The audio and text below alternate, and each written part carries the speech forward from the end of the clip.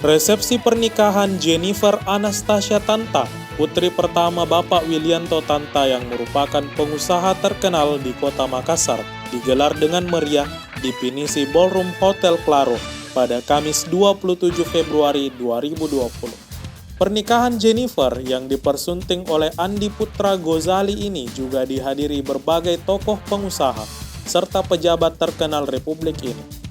Salah satunya adalah Kapolri Jenderal Polisi Idam Aziz yang turut hadir dalam resepsi tersebut. Selain dihadiri para pejabat, resepsi ini juga turut menghadirkan penyanyi kondang Judika yang melantunkan suara merdunya mengiringi para tamu undangan yang hadir di hari bahagia Jennifer Anastasia Tanta dan Andi Putra Gozali.